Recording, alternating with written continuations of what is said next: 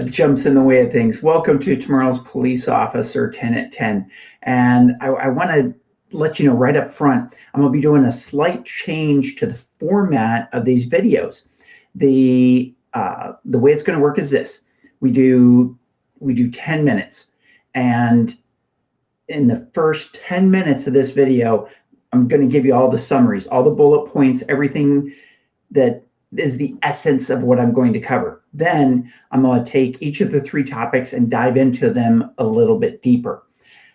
Some of you want to listen to the whole video, and that's great. Please, by all means, do. Some of you just want to snip it, or you only have time right now for just a little bit, and later maybe you'll be on a drive and listen to it while you're driving. That's how the format's going to work.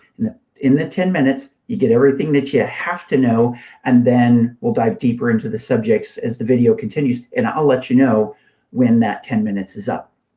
Before we get going, one of the things I want to do, Alfred Unger, just an amazing man. You'll see him on Facebook. He's someone who joins us on a regular basis. He has great photography skills. He's always taken amazing landscape pictures. Alfred, you got to do a photo book someday.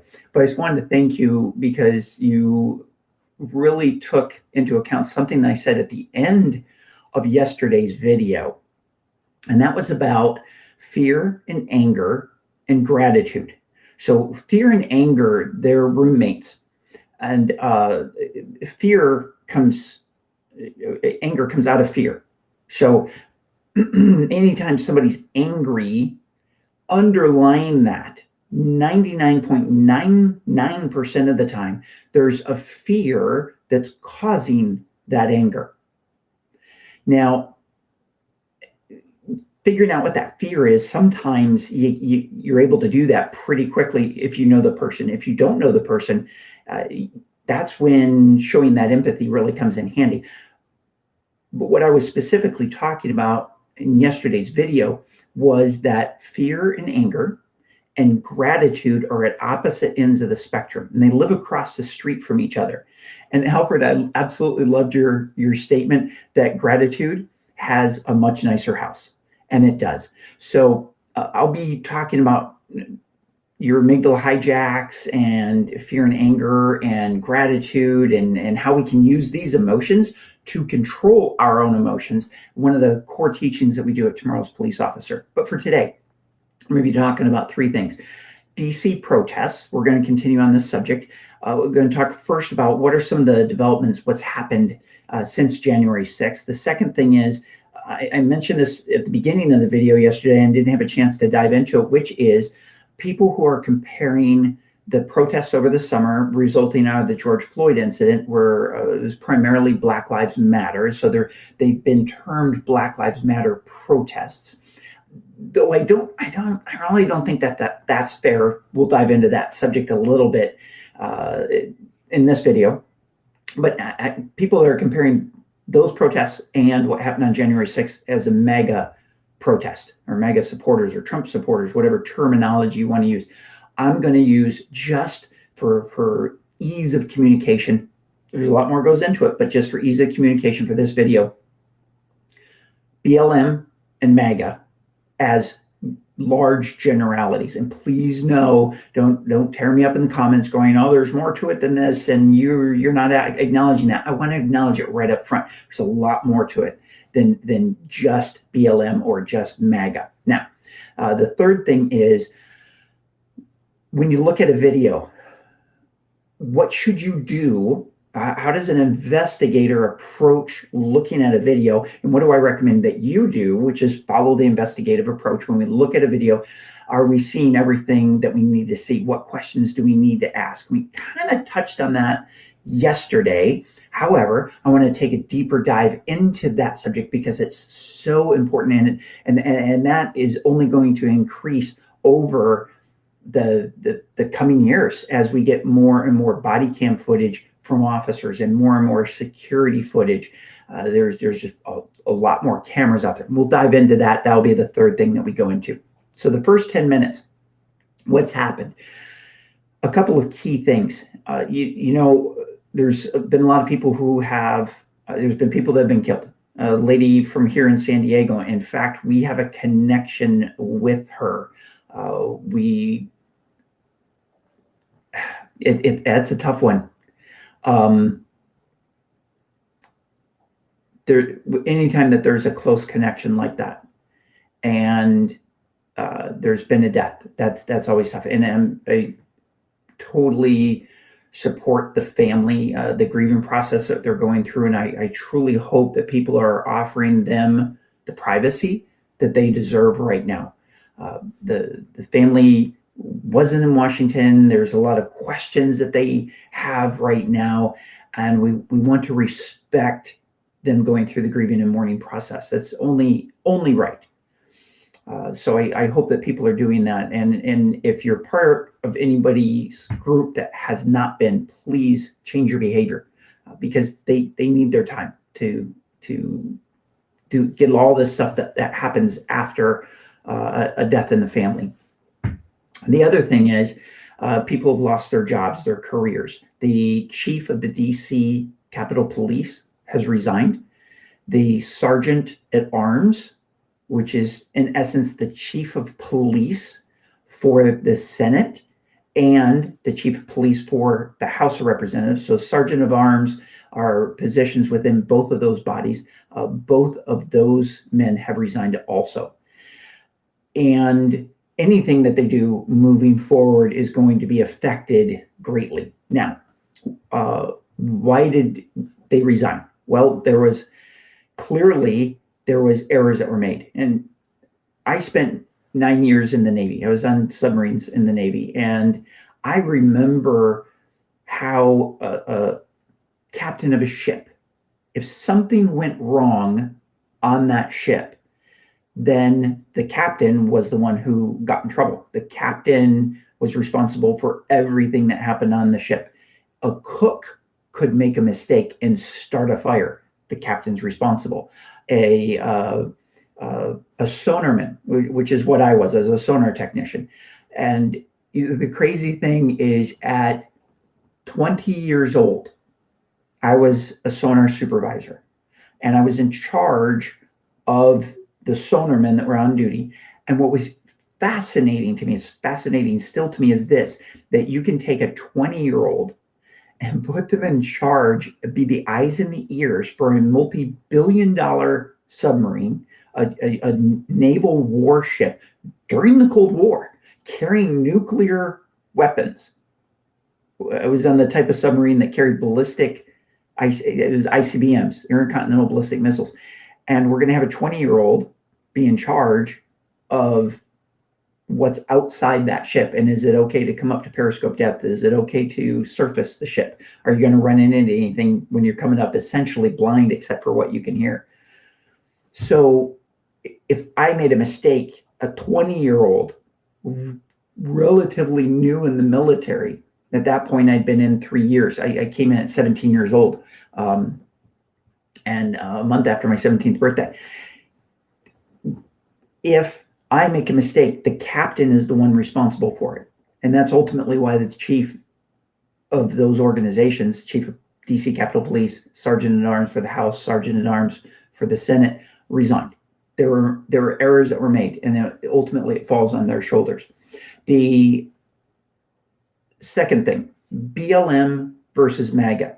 I want to, as you take a look at this, there's so many different perspectives on this.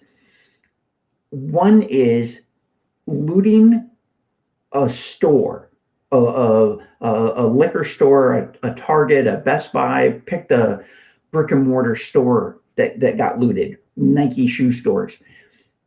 Looting a store is different than looting, vandalizing, damaging the Capitol building, which is at the heart of where we are as a country. That's one perspective. The other is violence is violence. Vandalism is vandalism. Criminal activity is criminal activity. And so what some news media outlets are saying is what happened in DC was special in its violence because of the location that the violence occurred in. Other media outlets are saying, hey, look, how can you raise such a big deal about this when you supported and encouraged vandalism, rioting, looting, burning back over the summer? It's a double standard. So there's a lot of perspectives. And there's a saying, and I want you to listen to this saying very carefully. It is, do you want to be right, or do you want to get it right? In other words, do you want to get to the point where you have a good understanding, where you're correct on a position, or do you just want to be right in your own mind? Do you want to be right, or do you want to get it right? I propose that we work toward getting it right. Being right and putting we use this phrase when I was doing the diversity training for San Diego Police Department. We had a phrase which was, put your stake in the ground. Absolutely, put your stake in the ground. Take a stance, but don't have so many stakes around you that it looks like a picket fence, and don't mount them in concrete. Be willing to pick that stake up out of the ground and move it to a new location when you have information that supports that move. In other words, being open to considering other perspectives. Next thing, last thing, video is not encompassing. When you see a video, you need to question a lot about that video. You're getting a two-dimensional view of a three-dimensional world. You're missing a lot of information. When we see video, we oftentimes just accept it because our mind sees it. And we go, well, I have all the information I need. Please don't do that. Ask a lot of questions. I showed a video last night about, it was the Capitol Police officer or a security guard. I couldn't tell which. It looked like a Capitol Police officer who ran down a set of stairs, he picked up a baton off the ground, and he confronted a group of protesters and then backed up the stairs. Sounded like he was calling for cover. And one of the big questions about that video that I have is this, and then we didn't get a chance to discuss it last night. Again, there's so many different aspects, but I just want to throw this question out. Who took that video? Who was behind that officer? How did they get there? Was it media? Was it another protester? Was it another officer? Did it come off body cam? Did it come off a cell phone? Did it come off a regular camera? Where did that video even come from? Because that officer, as he was running up the steps, seemed completely unconcerned with that person that was shooting that video. That raises a lot of questions in my mind. Is it important? Do we still see what happens with that officer backing up the stairs? Yes, we do. But we don't have the full perspective. So it's those type of questions that I want you to be asking. So that's 10 at 10 minutes at 10 o'clock. And every day we're going to be diving into different topics for the next 89 days now. For the next 3 months, every single day, I'm going to be bringing these topics to you, giving you some perspective, giving you some information. That's our 10 minutes. So let's dive into that first topic. What's happened? The resignations. So the chief of police of the DC Capitol Police Department has resigned. The sergeant at arms for the House and sergeant at arms for the Senate have all resigned. All three of them lost their jobs and their careers. Now, let me explain a little bit. The chief of the DC Capitol Police, that's an easy one. Sergeant at arms, a lot of people don't understand how that organization works for the House and the Senate. And I'm going to describe the Senate because the House is very similar. Senate has about 800 staff members as part of the sergeant at arms organization. And the sergeant at arms is, in essence, the chief or the head of that organization. And what ends up happening is the Senate, so whoever has the majority in the Senate ultimately decides who the sergeant at arms is.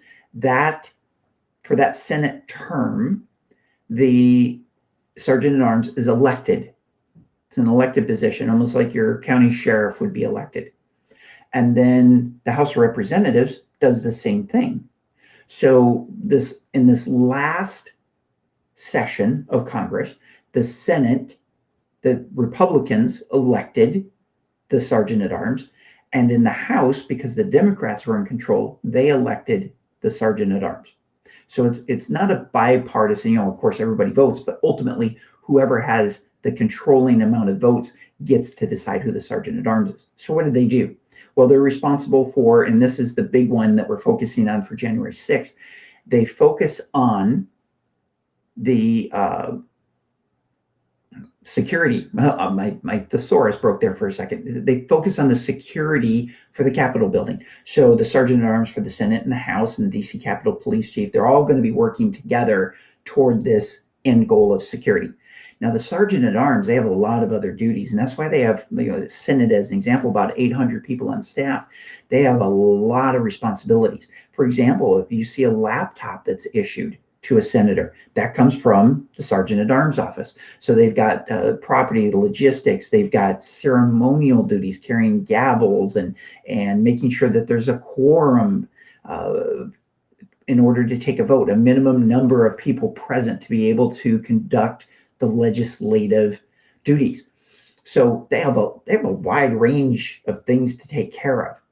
What we're focusing on for the January 6th protest, though, was that security element. So their careers are pretty well. I don't know what they would be doing afterwards. Maybe retirement, maybe something else. It'll be interesting to see what goes on.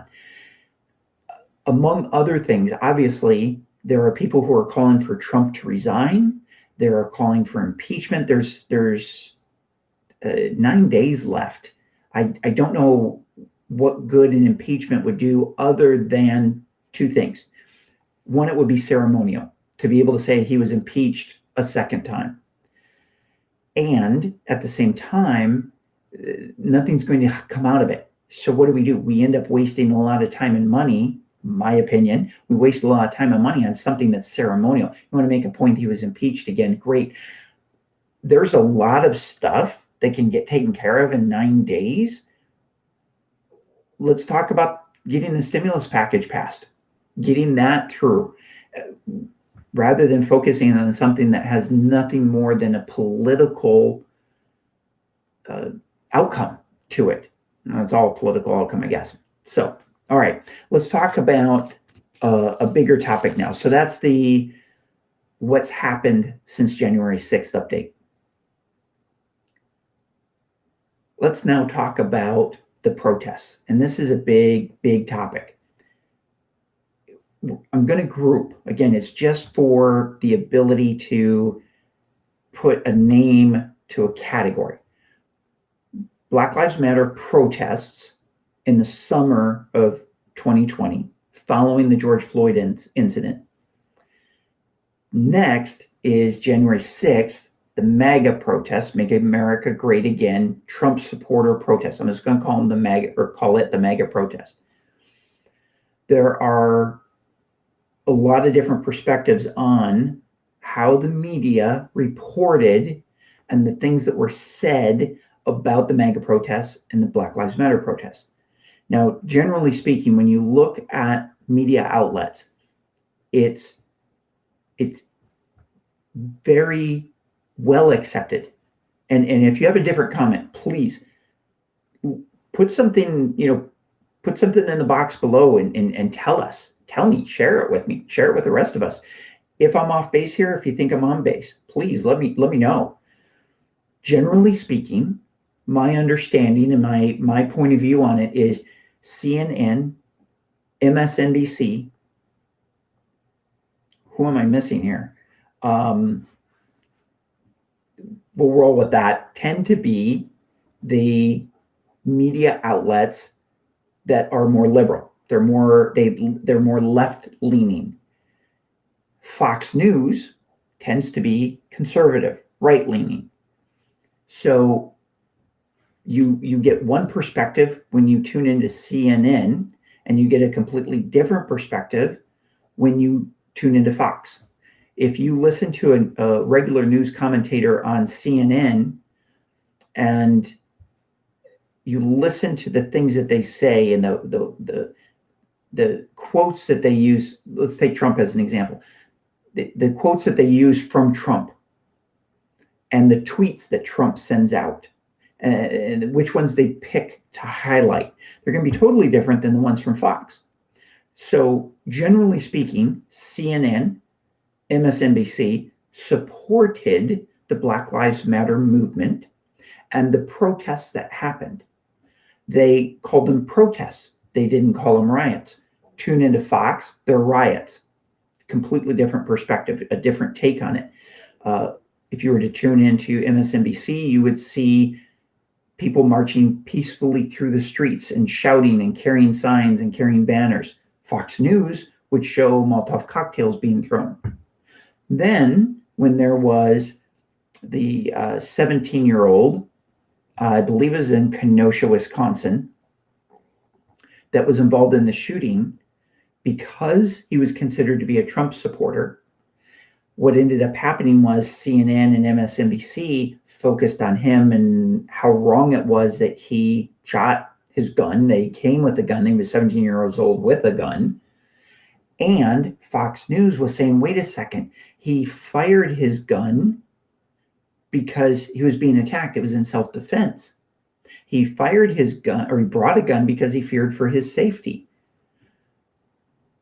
Without going down that rabbit hole, because that's a 30-hour discussion in itself, whether a 17-year-old should have gone to those protests, whether a 17-year-old should have been in possession of a gun, a lot of issues surrounding that one alone. Keeping it just to different perspectives are put out by the different news agencies. So again, this all comes back to, what does an investigator ask?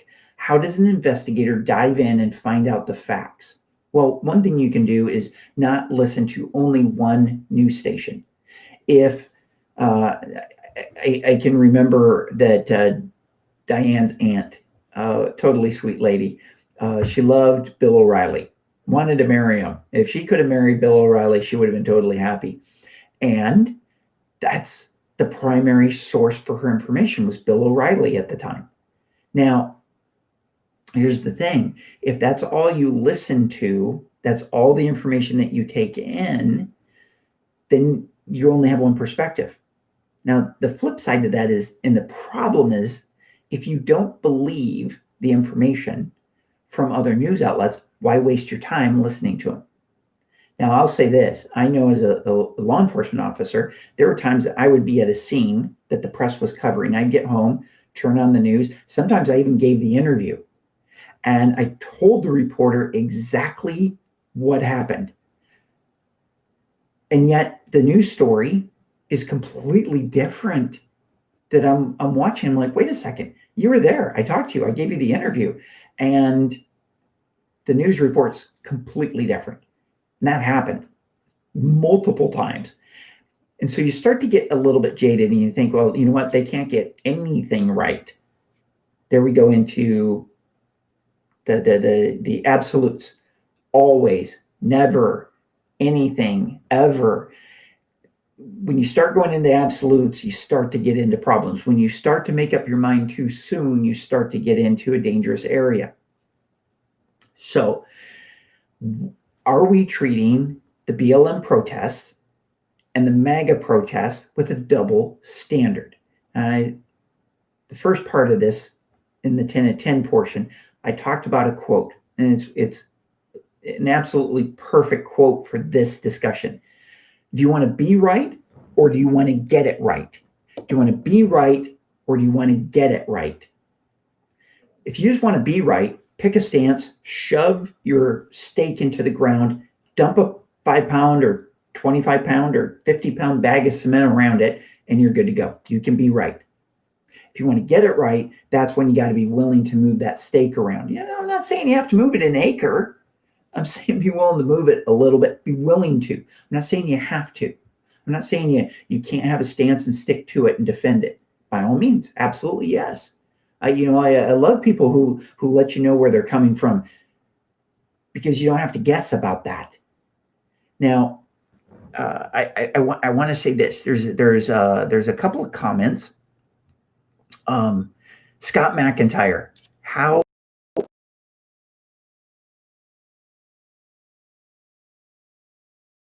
real quick and see if there's any comments that have come in. For some reason, I'm only bringing up that one thing here. I'm not seeing the live pop up. Okay, well, again, it's wonderful, wonderful technology. Just gonna have to deal with that. All right, so going back to the BLM versus MAGA.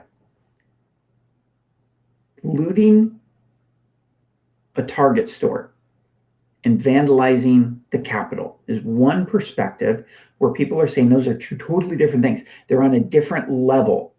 And what we have to be able to do is do we compare apples to apples and say, okay, those are on two totally different levels, so it's not okay? Or do we say, look, we're going to compare apples to apples because looting and rioting and breaking and entering and committing burglaries and thefts and turning over police cars and throwing Molotov cocktails at police cars and lighting them on fire and doing all this sorts of stuff, it doesn't matter the reason.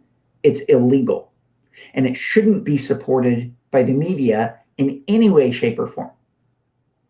And I'll tell you right now, that's where my stake is. My stake is I don't care what the protest is for. We're allowed by the First Amendment to gather. We're allowed by the First Amendment to have free speech. We should. I encourage people to protest. You want to show up. You want to bring your sign that's in compliance with the law, not some sign that's meant to bash somebody overhead, but a sign that's in compliance with the law. Whatever you want to say on that sign, knowing that it's going to be seen on national news and some kids are going to see it. So come on, use some common sense in that. But the reality is, if people want to march down a street and do it safely, where they're not impeding the flow of traffic, they're not endangering people, they're not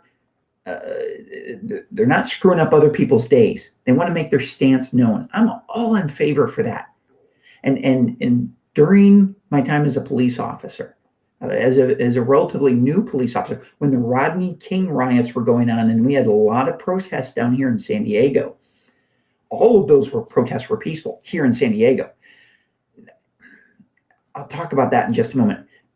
But the protests, I supported those protests. I was very happy to make sure that those protests could come out peacefully.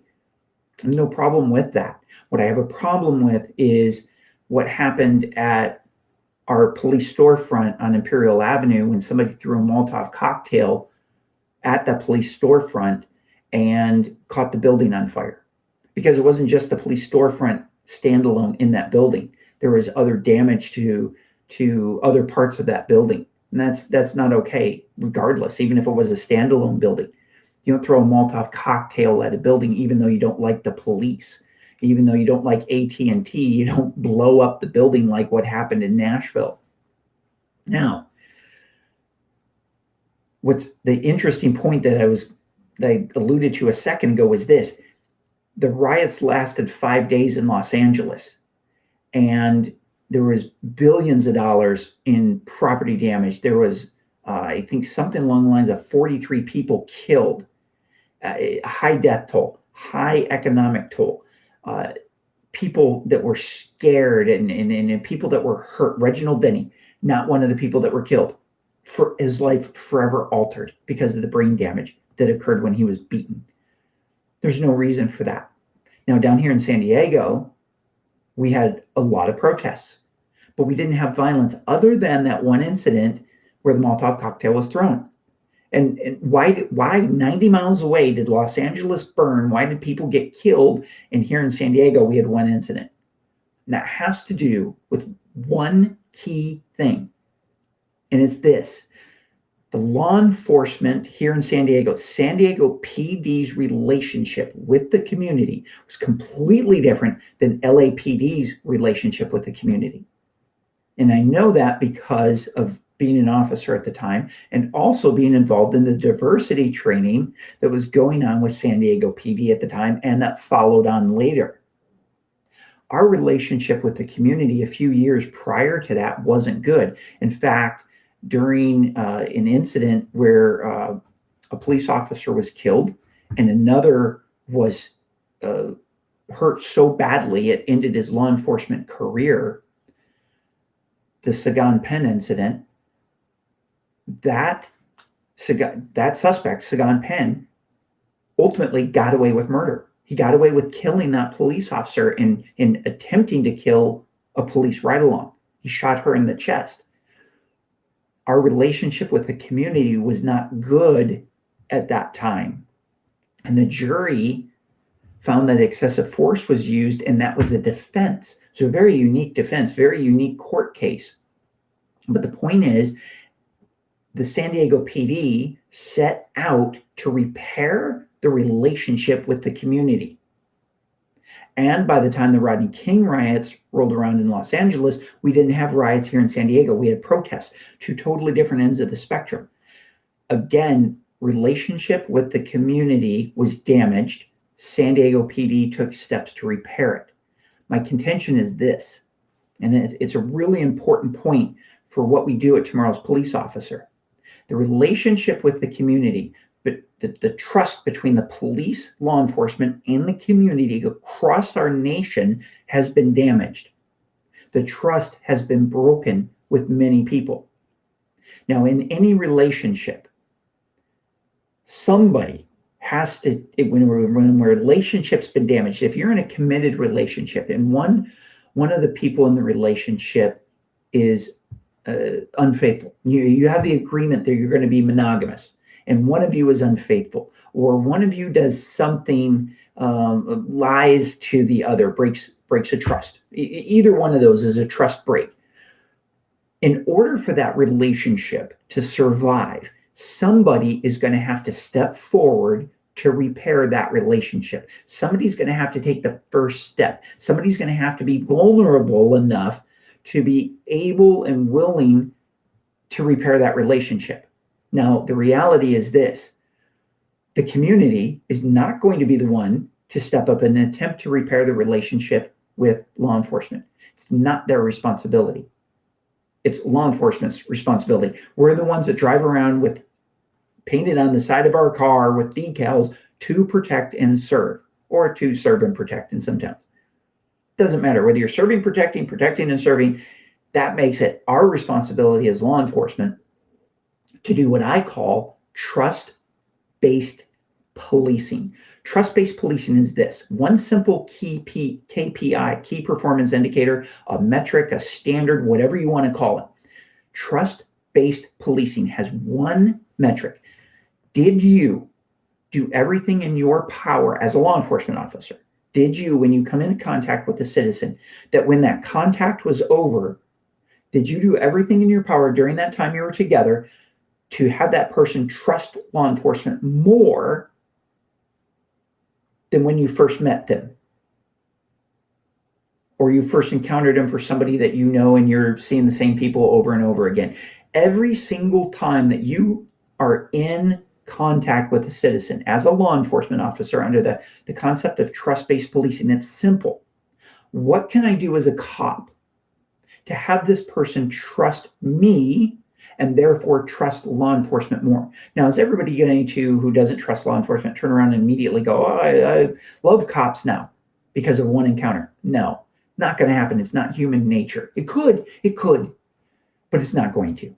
It's not human nature. But that's not the metric. The metric isn't, did I get them to trust cops? No, the metric is the KPI, the key performance indicator, is simple. Did I do what I could in the time that I had to get this person to trust me more? And what does that take?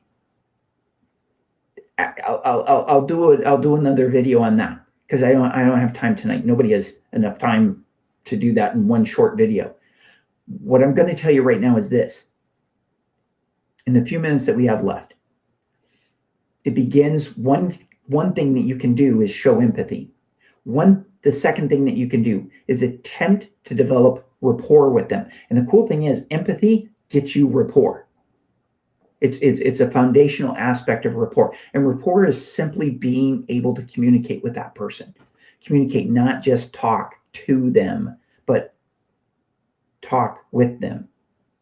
Lots of stuff that we teach at Tomorrow's Police Officer, and you can take advantage of because there's more and more free information that I'm developing for free courses for law enforcement officers and for business owners. You want to communicate better with your clients. You want to increase your revenues because businesses are suffering right now because of the pandemic. There's a spot for business owners to be able to benefit from the same skills that a cop uses on the street to communicate with the public, and oftentimes under very tense situations, that you can use in your business. So just know that. Now, that covers the Black Lives Matter versus the MAGA. Now what I want to do is this. I want to dive into the third topic, and this will be relatively short, about video not being all-encompassing. Remember that video that you see, a body cam from a police officer, is two-dimensional. It's two-dimensional in a three-dimensional world. Two-dimensional in a three-dimensional world. What that means is you're not getting all the information. Now, the example I use is a video I showed last night where there's a Capitol police officer who goes down a set of stairs, and there's a camera person behind them. He turns a corner at the bottom of the stairs, picks up a baton off the floor, confronts some protesters, and ultimately backs up the stairs, goes up a couple flights of stairs, and into a big room where cover units finally get there. Now, was he backing up to the cover units? Some people are saying he's leading the protesters up the hallway. I don't know. I don't have enough information. It's really hard to hear the radio transmissions. I'm reaching up here like I have a lapel mic on. He had a lapel mic. So he's grabbing his microphone. He's talking into his radio. Can't hear what he's saying because there's so much noise, ambient noise going on from the protesters. But the protesters come up the stairs after him. So the questions about that video, there's dozens of them. Who shot that video? Where did it come from? Why was the officer not concerned about this person that was behind him? He turned his back to that person, the camera person, multiple times. Was it another cop? Was it a press person that he knew? Was it another protester, but maybe he knew the protester or had some communication with the protester that he felt comfortable with this person being behind him? There's sometimes that I would be at a critical incident and a citizen is jumping in to help because I was by myself, or there was only maybe one other officer there. And what happens is you figure out really quickly, is this person a good person? Are they a danger? Are they not? Are they helping? Are they hindering? Sometimes citizens who want to help are more of a hindrance. And, I remember one time I was a brand new officer and I was going southbound on the 5 freeway, just south of Chula Vista, heading towards San Ysidro. And there was an overturned vehicle, and it was about 3 a.m. when my partner and I were going to go grab Code 7, going to go eat. And this car had overturned, and the collision was so violent that the engine actually ripped out of the car and was thrown over 200 yards over the embankment. And of course, the battery went with it. So the Hulk, we came on this car. It was upside down. The wheels are still spinning. Well, they're spinning the same direction. And it was completely black. Now, at 3 o'clock in the morning on southbound 5, how many people are half asleep and who are DUI? It's after midnight, so they say 1 in 3 people are DUI after midnight. So we got 1 in 3 cars, 33% of the cars coming at us because we stopped, turned our overhead lights on. We're trying to block so somebody didn't slam into this car. And people are slamming on the brakes, skidding all over, and it's scary. So I broke out the flares and I started lighting flares, and a citizen came up. This guy runs up and he says, "Hey, can I help you?" I handed him a handful of flares, showed him, "Do you know how to light flares?" "Yeah, I know how to light flares." "Great. Go set off flare pattern." I needed it at an angle so nobody runs into us. Great. He runs up. I start taking care of something else. I'm taking a look inside the car, see if anybody's inside. Did they get ejected? Doing a quick scene survey on the radio, asking for extra help. And all of a sudden, cars are driving straight at me. I'm like, what the heck's going on? Well, the guy set up the flare pattern backwards. He was actually directing people. He was forcing people with a flare pattern, funneling them directly into the collision scene. He was more of a hindrance than a help. He was actually creating danger. I would have been better off with no flares out there. So sometimes we run into that. Say, a good Samaritan, they want to help, but they're doing the wrong thing. So you got to be able to make that decision. So this person that's shooting the video, what's the relationship between that camera person and the police officer? Are we seeing everything? We know we can't hear everything. So we need to get the audio from the dispatch center of the radio transmissions. And a lot of questions to be answered. So when you see a body cam footage from a police officer or a cell phone video, please understand two-dimensional information in a three-dimensional world. You're not getting everything that you need. Okay, what are we going to be doing tomorrow? What are we going to be doing tomorrow? Tomorrow, we'll be diving into a really important question. The top thing, the very first thing at 10 at 10 is this. Was Antifa involved in the DC protests? There are some people who are saying that's baseless, and there are other people saying, I've got eyewitnesses who identified Antifa members and identified what people were saying and what they were doing in an attempt to provoke the entry into the Capitol. And that MAGA protesters were actually attempting to stop people from breaking windows and entering the Capitol. So tomorrow, 10 at 10, we're going to be diving into that subject. So thanks for joining me today. Thanks for supporting Tomorrow's Police Officer. Please go to YouTube, search for Tomorrow's Police Officer, go to the YouTube channel, subscribe to the channel, click on the little bell, and share these videos. Please like us on Facebook, get the word out about Tomorrow's Police Officer. What I want to be able to do is help as many people who want to get into law enforcement be able to get through the hiring process. That's one of the things we do. The second most important thing is to help current law enforcement officers have an amazing, successful career. Third thing that we do is we help business owners use the same tools and techniques that law enforcement officers use out on the street dealing with the public, oftentimes under tense situations, to be able to communicate better with their clients. Because it creates a better business environment and you increase revenues that way, which definitely needs to happen. Help support the economy. For now, tomorrowspoliceofficer.com. Thank you for going there. Thank you for supporting us. Thank you for supporting us on Facebook and on YouTube and Insta and Twitter. We're on all of those platforms. Until next time, please stay safe and thanks for your support. Bye for now.